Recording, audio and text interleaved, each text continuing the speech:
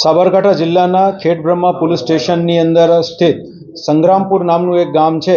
ત્યાં શનિવારની રાતના રોજ એક બનાવ બનવા પામેલ છે. જે બનાવની હકીકત એવી છે કે તે ગામની અંદર રહેતો એક શ્રવણ ગમાર નામનો ઈસમ છે.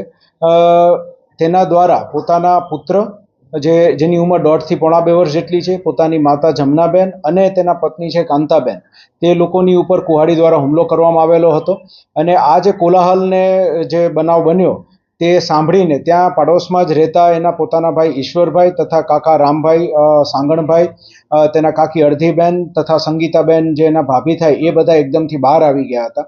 અને બહાર આવીને જોતા જે આખો જે કુહાડી મારવાનો જે બનાવ બનેલો હતો, એમાં કુહાડી તેની પાસેથી લેવામાં ફર્ધર ઝપાઝપીને એવું થયું. અને તેની અંદર બે લોકો જે છે, જે અત્યારે પ્રાથમિક માહિતી છે તે મુજબ ઈશ્વરભાઈ અને અડધીબેન દ્વારા કુહાડી અને લાકડી દ્વારા શ્રવણને પણ માર મારવામાં આવેલો.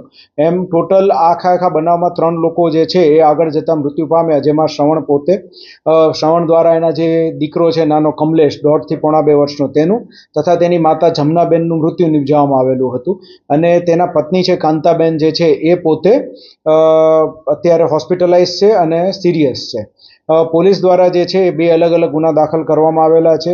બંને ગુનાની અંદર એઝ ઓફ નાવ જે એક આરોપી જે શ્રવણ બને છે, જે પોતે પણ મૃત્યુ પામેલ છે, અને અન્ય જે 2 આરોપી છે ઈશ્વરભાઈ અને અડધીબેન જે છે તેની અટકાયત કરી તેઓની પૂછપરછ હાથ ધરવામાં આવેલ છે. અને તે આગળ જતા પૂછપરછના અંતે તપાસ આગળ કરવામાં આવશે. કારણ શું સાહેબ?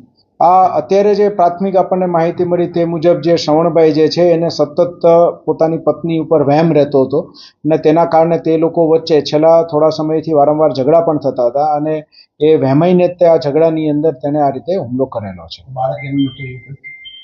બાળક બાબતે એને પોતાને શક વહેમ હોવાનું તે પોતે જણાવતો હતો, એવું ગામમાંથી આપણને ખાનગી રાહે માહિતી મળેલી છે.